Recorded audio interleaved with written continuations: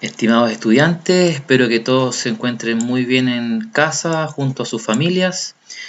Bueno, como lo había comentado, vamos a comenzar, ¿cierto?, con ver estos temas que ya habían sido planteados en el Drive y en la plataforma, pero de una manera diferente, ¿cierto? Ustedes ahora me conocen, yo soy el profesor Cristian Delgado, profesor de Química, y vamos a ver, ¿cierto?, específicamente a recordar los conceptos que ya habíamos visto anteriormente. Bueno, la unidad que tenemos que comenzar a ver se llama estructura atómica y la estrategia de aprendizaje hoy día específicamente vamos a conocer los diferentes modelos atómicos que existen hasta la fecha, ¿ya? A través de una guía que ustedes van a tener que resolver con apoyo de una presentación PowerPoint para fomentar la rigurosidad. Ahora, lo importante aquí es conocer el concepto de átomo, ¿ya? Este concepto se origina específicamente en Grecia, ya una palabra de origen griego, átomo. A significa sin y tomo significa división, ¿ya? Este término fue propuesto en primera instancia por estos señores, estos filósofos griegos, Leucipo y Demócrito, ¿ya? Fíjense la fecha antes de Cristo, estos señores vivieron entre el 460 y el 370 antes de Cristo, ¿ya? Y estos señores fueron los primeros que plantearon esta idea de átomo. Ahora, ¿cómo llegaron a plantear esta idea?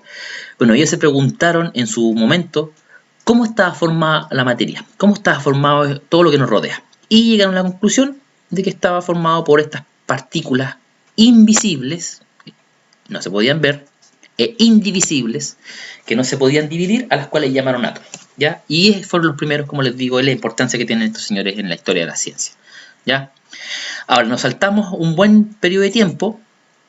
Ahora nos saltamos, ¿cierto?, al año 1800, ya, donde un señor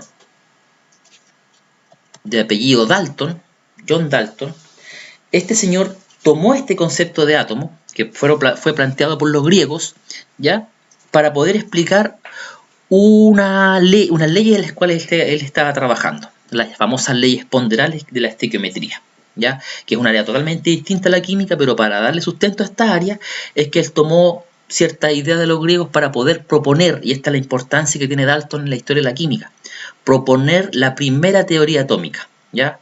Esa es la importancia. Ahora, hay algunos postulados de esta teoría que vamos a ver que algunos están vigentes, otros están obsoletos. Pero esa es la importancia, fue el primero que planteó una teoría, que escribió con postulados, ¿ya?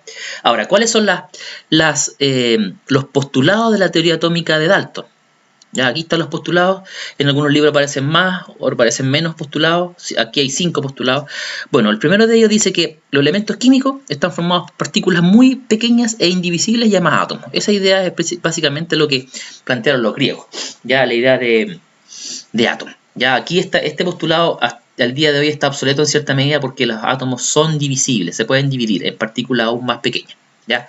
Ahora, dice también, por ejemplo, el 2 y el 3, el postulado 2 y 3 está relacionado. Dice que átomos de un mismo elemento tienen las mismas propiedades, como por ejemplo la masa, ¿ya? Es decir, si por ejemplo yo comparo dos átomos de carbono que han sido obtenidos de diferentes fuentes, por ejemplo, uno de origen animal y uno de origen vegetal, por ejemplo, y los comparo, estos átomos de carbono son idénticos entre sí.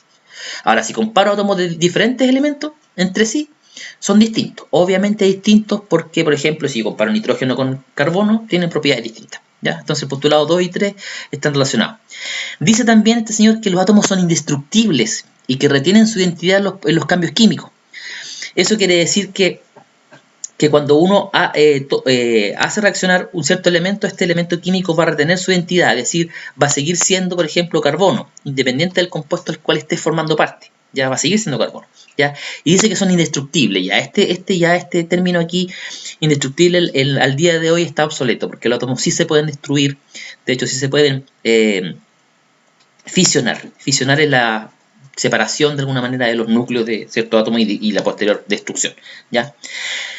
Y propone también un concepto que es importante en la química, que es el concepto de compuestos, de moléculas. Él dice que los compuestos o las moléculas se forman cuando átomos de diferentes elementos se combinan entre sí en una relación numérica sencilla, formando lo que hoy se conoce como una molécula. O sea, una molécula básicamente es la suma de dos o más átomos, un compuesto, ¿ya? Estos son los postulados, ¿cierto?, de Dalton. Incorpora aquí en el primer postulado, ¿cierto?, la idea de átomo, ¿ya? Eso es lo que plantearon los griegos. Posteriormente nos pasamos un poco en el tiempo, esto fue en el año 1803, ¿ya? Déjeme avanzar, no sé qué le pasa. Aquí aparece este señor. J.J. Thomson. Joseph John Thomson, un químico inglés, ¿ya? Este señor lo que propone, y esto es importante en la química, así como los griegos proponen la idea de átomo, así como Dalton propone la primera teoría atómica. Thomson fue el primero que propone un modelo atómico, ¿ya? El modelo que se conoce con el nombre del modelo del budín de Pasa. Pero además descubre una partícula fundamental en química, una partícula subatómica que es fundamental en ciencia, que es el electrón. Gracias a este descubrimiento que este señor le confieren, ¿cierto?, el premio Nobel en química. Y además propone que la materia, es decir, todo lo que nos rodea, está formado por carga eléctrica. Ninguna persona hasta este señor lo había planteado así, ¿ya? Ahora, ¿en qué consiste este modelo? El modelo de Thomson, el famoso modelo del budín de Pasa. Consiste en que él dice que, ahora, ojo, este es un modelo que surge de la imaginación de Thomson, ¿ya? Pero incorpora ciertos elementos que él ya había descubierto, como por ejemplo son los electrones. Él dice que el átomo, fíjese que el átomo lo describe como una esfera, ¿ya? Es una masa compacta de carga positiva, que es lo que está representado aquí por esto de color café claro o amarillo, no sé cómo lo ven ustedes, ¿ya? Masa compacta de carga positiva, en el cual estaban incrustadas estas esferitas pequeñitas, que son cargas negativas, que son los electrones, ¿ya? Por eso es que se le conoce como modelo del budín de Pasa. O sea, los electrones vendrían siendo como las pasas dentro de esta masa compacta positiva, ¿ya? O también se conoce como galleta cookie, ¿ya? Yo le llamo así, ¿ya? Masa compacta de carga positiva, en el cual estaban incrustadas estas cargas negativas, ¿ya? Y ahí está la idea de carga eléctrica. El átomo tiene carga eléctrica, positiva o negativa, ¿ya? Este es el primer modelo, esa es la importancia que tiene Thomson. Ahora, posteriormente, este modelo, podemos decir que es un modelo que está obsoleto en el sentido de que es un modelo que era súper subjetivo, porque un modelo que lo ideó Thomson en base a cómo él se imaginaba el átomo, pero no tenía ninguna evidencia experimental de que así fuera. ¿Ya? Entonces surgió otro modelo distinto, un modelo mejor, en base a ciertas experiencias, en base a ciertas conclusiones, que lo propone, ¿cierto?, el siguiente científico neozelandés, alumno de Thomson, Ernest Rutherford. Este señor lo que hace, y la gran diferencia con el modelo anterior, es que él hace una experiencia, hace ciertas observaciones de esta experiencia y concluye cosas. Y en base a las conclusiones que él obtiene, él propone el modelo. No es que él propone un modelo de su imaginación como lo hizo Thomson, ¿ya? Esa es la gran diferencia. Ahora, ¿cuál fue la experiencia que hizo Rutherford para proponer su modelo? Es la siguiente. Es el famoso experimento de la delgada lámina de oro, o también se conoce como el experimento de Rutherford. ¿Qué hizo Rutherford? Puso una fuente, una caja de concreto, que en su interior tenía un material radiactivo. Este material radiactivo se descomponía y emitía radiación. Específicamente emitía partículas alfa, que eran partículas con carga positiva. Específicamente son núcleos de helio, ¿ya? Y estas partículas salen de la fuente a alta velocidad, como un haz de luz, como un rayo, y él interpuso aquí, lo que estoy indicando con el cursor, ¿ya?, una lámina de oro, una delgada lámina de oro.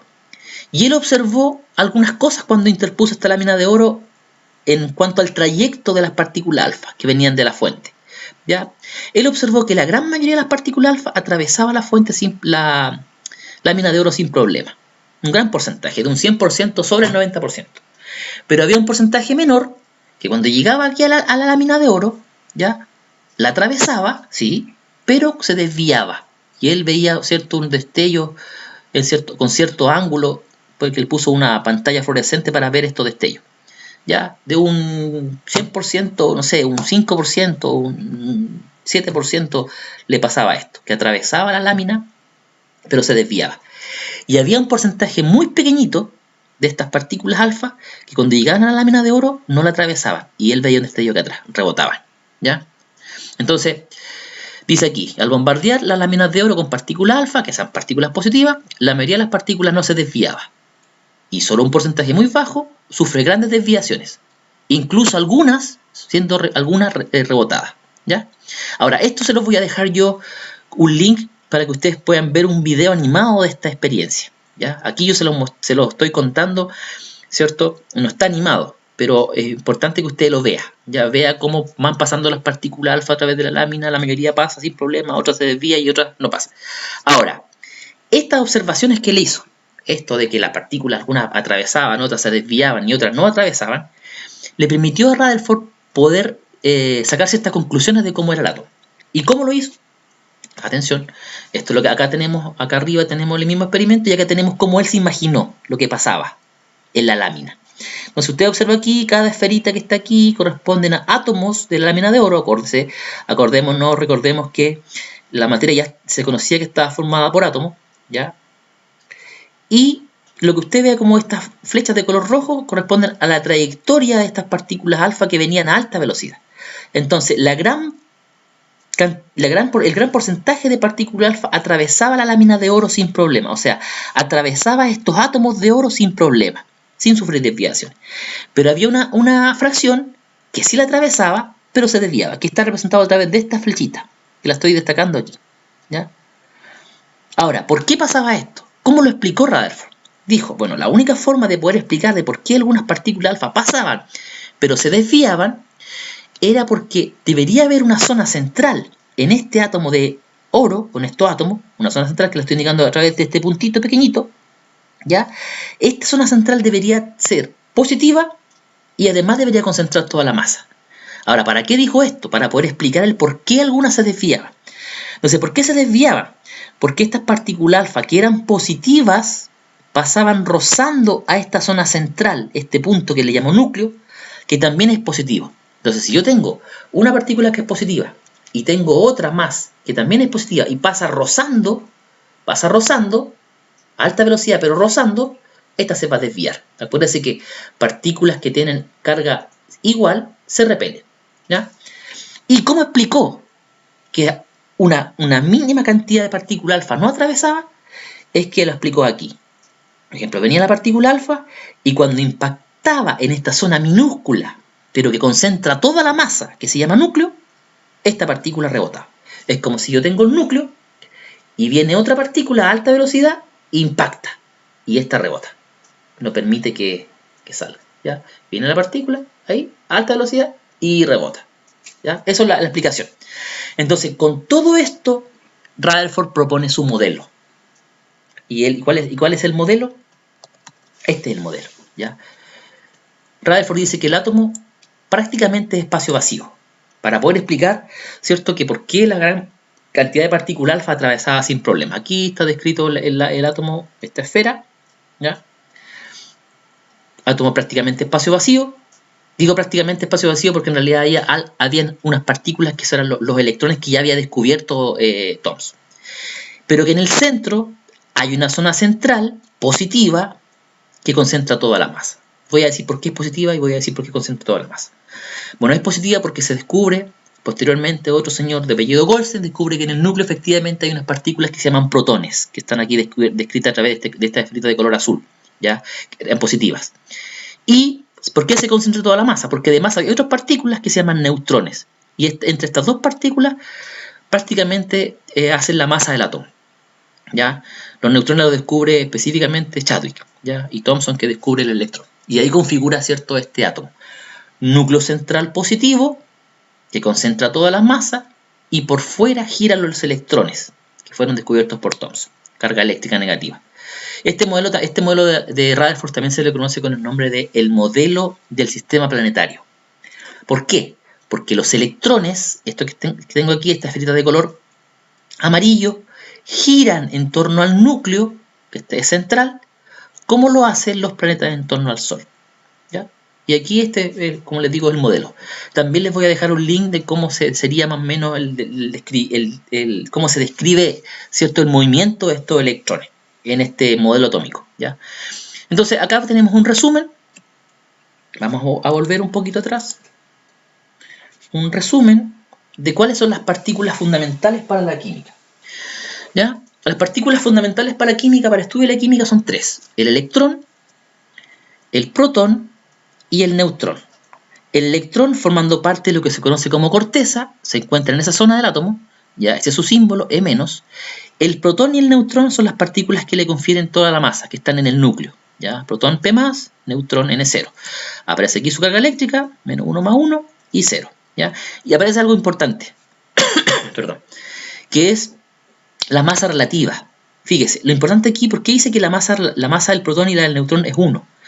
Porque si yo las comparo entre sí son iguales. No es que sea 1 gramo o 1 kilo, sino que si las comparo la masa del protón con la del neutrón son prácticamente iguales.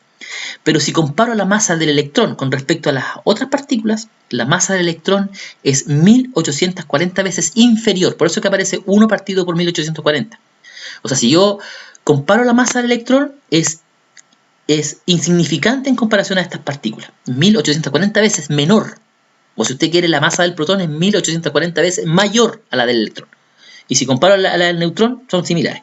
Entonces, por eso es que en el núcleo, donde se encuentran los protones y los neutrones, se concentra prácticamente toda la masa. Porque son estas partículas las que tienen más masa. ¿Ya? Y la corteza, es decir, la envoltura donde están los electrones, es prácticamente ahí no hay nada. Porque el electrón tiene una masa muy pequeña. ¿Ya? Él decía, el átomo es prácticamente espacio vacío. ¿Ya? Ahora, con esto, con esta idea de protón, neutrón y electrón, aparecen unos conceptos que son importantes en química, que son el concepto de número másico y número atómico. ¿Ya? Voy a agrandar un poquito mi pantalla para que ustedes puedan observar mi pizarra.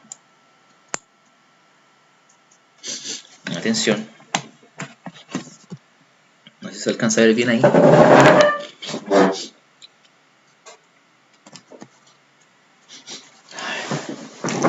Entonces, cuando yo quiero describir la simbología de un elemento químico, un elemento X, por ejemplo, lo hago a través de dos números. ¿Ya?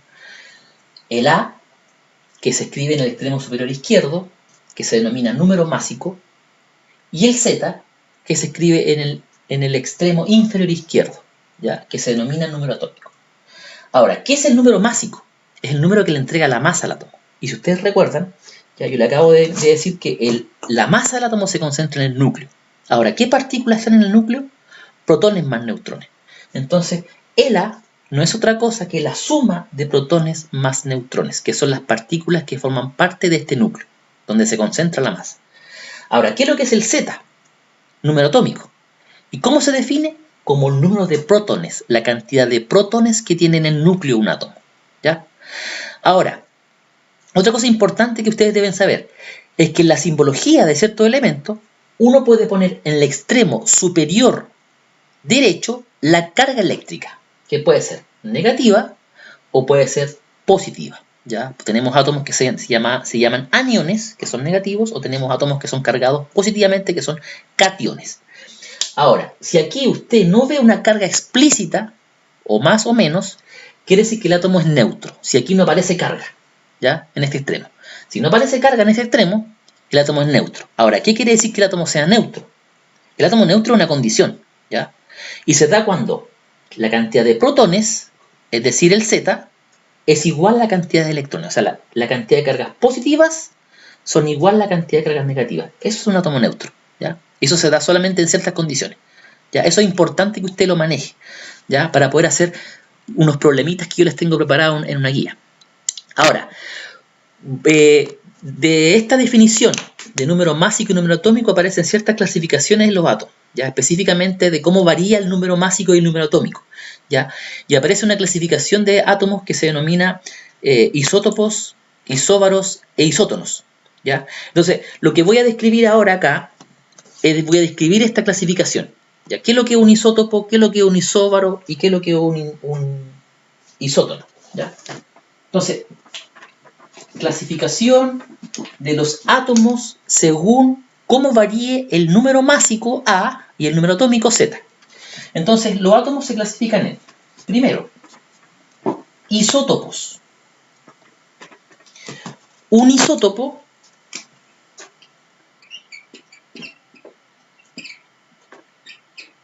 son átomos que tienen igual Z, pero distinto O sea, igual número atómico, pero distinto número másico. Por ejemplo, carbono 12, si lo comparo con el carbono 14. Si usted se fija, igual Z, al tener el mismo Z es el mismo elemento, por lo tanto el símbolo es el mismo, esa es la forma de reconocerlo, ¿ya? Pero distinto número másico, 12 y 14. Ahora, específicamente lo que tienen distinto también es la cantidad de neutrones, ¿ya? Los neutrones se pueden calcular de la siguiente manera. Cuando usted hace la diferencia entre el número másico A y el número atómico Z, usted hace la resta A menos Z. A menos Z le va a indicar a usted la cantidad de neutrones. Entonces, los isótopos no son otra cosa que átomos de un mismo elemento, igual Z, pero que tienen distinta cantidad de neutrones o distinta masa. Esa es la definición. ¿Ya? Y ahí tenemos dos ejemplos. ¿Ya? Isótopo. Vámonos al siguiente tipo de elemento. Según el número másico y el número atómico. Son los llamados isóbaros. Isóbaro. ¿Qué es lo que es un isóbaro? Son átomos que tienen, es muy parecida a la definición, distinto Z, distinto número atómico, pero igual a, igual número másico. Por ejemplo,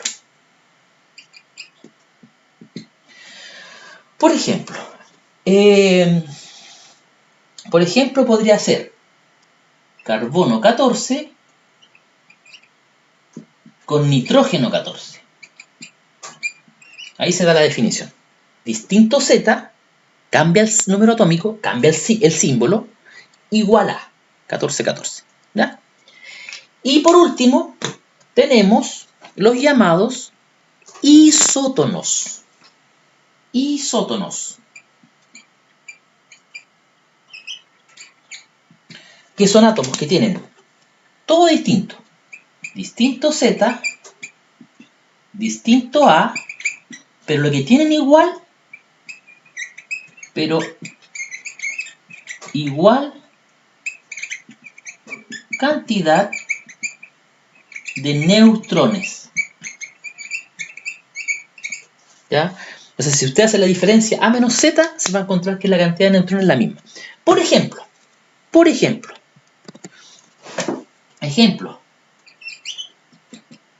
carbono 14,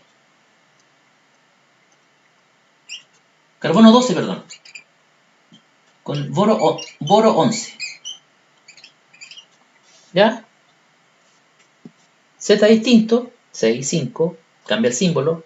A distinto, 12, 11, pero si usted hace la diferencia, 12 menos 6, para calcular la cantidad de neutrones, es 6. 11 menos 5, 6 neutrones. Distinto Z, distinto A, pero la cantidad de neutrones, cuando usted hace la diferencia, A menos Z, es la misma. ¿Ya? Y ahí tenemos la definición de lo que son estos tipos de elementos, tipos de átomos, esta clasificación de los átomos dependiendo de cómo se comporta el número másico y el número atómico. ¿Ya?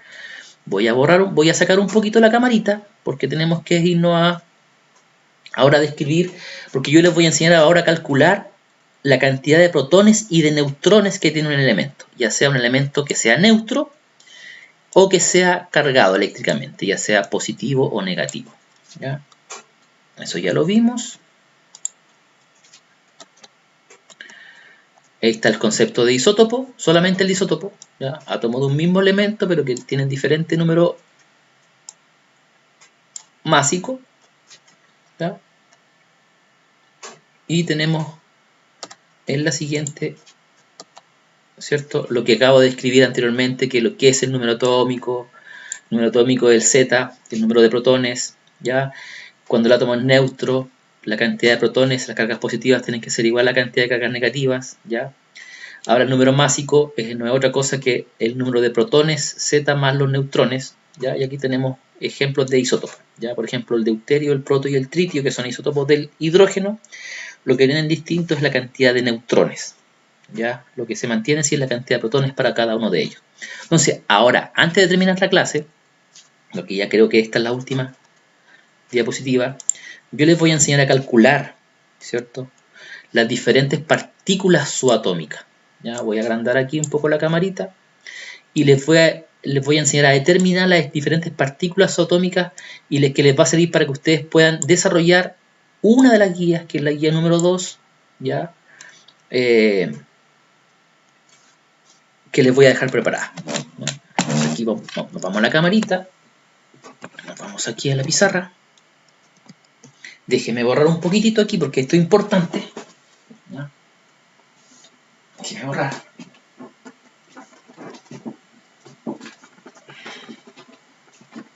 Y les voy a enseñar a calcular, a determinar, porque eso es lo más importante.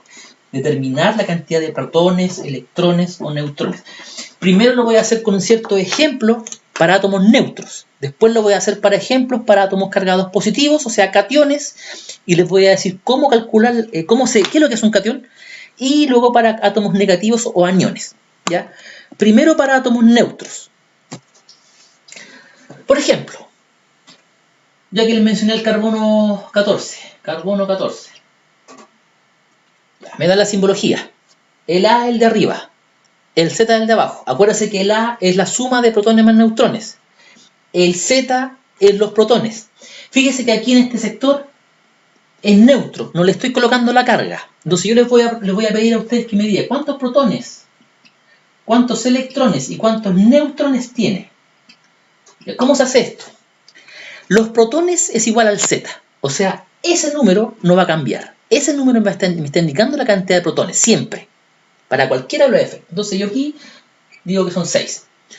Ahora, los electrones, como este átomo acá arriba no tiene carga, yo voy a asumir que la cantidad de cargas positivas, los protones, van a ser igual a la cantidad de cargas negativas, electrones. Es decir, si tengo 6 protones, la cantidad de electrones, como este átomo es neutro, es la misma, es 6. ¿Y cómo calculo la cantidad de neutrones? Neutrones A menos Z. El número de arriba menos el número de abajo. 14 menos 6, 8. 8 neutrones. ¿Ya? Y ahí tenemos el primer ejemplo, para átomos neutros. Voy a dar otro. Podría ser oxígeno. Oxígeno, que es el 8, 16. Y el neutro, otra vez neutro, no le pongo carga ahí. Entonces les pido lo mismo, protones, electrones y neutrones. Protones siempre igual al Z, 8 en este caso. Electrones, como no tiene carga, la misma cantidad de electrones, 8, igual al Z. ¿Y cómo saco los neutrones? A menos Z, 16 menos 8, o sea, 8. Y ahí tenemos otro ejemplo para átomos neutros. ¿Cómo sé que es neutro? Sé porque en el extremo superior derecho no hay una carga explícita, ya sea positiva o negativa. Ahora voy a dar ejemplos para un átomo cargado positivo, para un catión. Atención, para un catión. Y le pido lo mismo, protones, electrones y neutrones. Y esto le va a servir a ustedes para poder desarrollar la guía, una de las guías que hay en la propuesta. ¿Ya? Por ejemplo, catión, magnesio. Carga más 2, ojo, explícito. ¿Cuál es el Z del magnesio? 12. ¿Cuál es su número másico? 24. Es el más común. Y les pido lo mismo, protones, electrones y neutrones. Aquí lo que tienen que tener cuidado es para calcular la cantidad de electrones, porque ojo, este átomo no está neutro. Y enseguida les voy a decir a interpretar esa información. Ahora, los protones siempre es el Z, o sea, 12. Eso no cambia. Los neutrones siempre es A menos Z, o sea, 24 menos 12. Los neutrones, 12. Aquí tienen que tener cuidado. Los electrones. Ojo, porque este átomo no es neutro. Si fuera neutro, es decir, si no tuviera carga acá arriba, yo podría decir que son 2 electrones, porque sería la misma cantidad que acá, de protones. Pero como este átomo es cargado más 2, ¿qué significa que sea más 2? Quiere decir que el átomo neutro perdió 2 electrones. Ojo, aquí el signo más no es como en matemática que es ganancia, aquí es pérdida. El átomo neutro perdió 2 electrones. Ahora, el átomo neutro debería tener, ¿cierto? Si fuera neutro, debería tener 12. Pero como perdió 2, menos 2, esa es la cantidad exacta de electrones, 10. ¿Ya? Ese es un ejemplo para un catión. Un catión es aquel átomo que es cargado positivamente debido a la pérdida de electrones. De uno más electrones, en este caso 2 electrones. ¿Ya? Otro ejemplo podría ser el calcio, también más 2. No, mejor vamos a poner el aluminio, más 3. El aluminio, más 3, Z13, 27. ¿Ya? Y le pido lo mismo. Ya voy a pedir exactamente lo mismo. La cantidad de protones, la cantidad de electrones y la cantidad de neutrones. Puede variar el orden acá, pero siempre se pide lo mismo. La cantidad de protones, la cantidad de electrones y la cantidad de neutrones. Protones es siempre el Z, 13. El neutrón es siempre la diferencia, A menos Z, 14. Ahora, ¿cómo saco los electrones? Muy bien, si este átomo fuera neutro, tendría la misma cantidad de electrones que de protones, 13. Pero como perdió, atención, perdió ahí 3 electrones, el neutro, 13 menos 3 es 10. Ojo, aquí el más 3 quiere decir que perdió 3. ¿Quién perdió 3? El átomo neutro. Entonces usted tiene que sacar primero como si fuera neutro. Y a eso usted le va sumando o le va restando. En este caso le va restando. Para los cationes se resta la cantidad de electrones al átomo neutro. ¿Ya? Eso sería para un átomo neutro, para un catión. ¿Cómo sería para un anión? ¿Cómo sería para un átomo que es negativo? Ahí es todo lo contrario. Ahí al átomo neutro usted le suma la cantidad de electrones. Por ejemplo, voy a dar un ejemplo, 2 ejemplos y vamos por dar por terminada la clase de hoy. ¿Ya? Por ejemplo, un átomo que sea negativo. Por ejemplo, nitrógeno menos 3, 7, 14. Ese es un ejemplo. Y voy a dar otro. El flúor menos 1, 9, 19. Ya. Y les pido lo mismo. Protones, neutrones, electrones. Aquí lo que tiene que tener cuidado cuando los átomos son cargados es la cantidad de electrones. Ahí tiene que tener cuidado. ¿Ya? En calcular la cantidad de electrones. Porque siempre los protones es lo mismo. Siempre los protones van a ser igual al Z. Siempre. ¿Ya? Entonces, aquí, por ejemplo, en este ejemplo, nitrógeno, 7 protones. Neutrones, A menos Z, 14 menos 7. Neutrones, 7. Y los electrones aquí tienen que tener cuidado. Porque así como en los cationes el signo más significa reste, aquí el signo menos es todo lo contrario, sume. ¿A quién le vamos a sumar? Al átomo neutro. Súmele 3. Si el átomo fuera neutro, fíjese, tiene 7 protones. Si fuera neutro tendría 7 electrones. Pero como voy a sumarle 3, son 10. ¿Ya? Lo mismo acá. En el flúor, protones 9, el Z. Neutrones A menos Z, 19 menos 9, 10. Y electrones, aquí tiene que tener cuidado. Aquí es menos, es como si fuera menos 1. ¿Ya? Menos o menos 1. ¿Ya? Si fuera neutro este átomo, si no tuviera esta carga eléctrica aquí, debería tener la misma cantidad de electrones que de protones. Sería 9. Pero como aquí ganó 1, ojo, aquí el signo negativo significa ganó. Ganó 1, 9 más 1, 10. Y ahí está la cantidad de electrones. Ahora fíjese, aquí se da un ejemplo súper importante, ¿eh? Que si usted compara la cantidad de electrones de estos dos ejemplos, es la misma, fíjese. ¿Ya? Cuando dos átomos tienen la misma cantidad de electrones, se dice que son isoelectrónicos o isoeléctricos entre sí. Átomos que tienen la misma cantidad de electrones. Bueno, niños y niñas, con esto voy a dar por terminada la sesión de hoy día. Con lo que acabo de entregar, espero que puedan resolver sin problemas las guías anteriores que yo subí en el Drive, que se las vuelvo a subir pero adaptadas, ¿ya? Que son unas preguntas de tipo selección múltiple. Y viene la guía número 2, que es una guía donde usted va a tener que completar una tabla con estos conceptos de cálculos de protones, electrones y neutrones. ¿Ya? Espero que les haya servido. Nos vemos en la próxima oportunidad a través de esta plataforma. Y espero que muy pronto, ¿cierto?, nos podamos ver en forma presencial. Ya se despide con mucho cariño el profesor Cristian.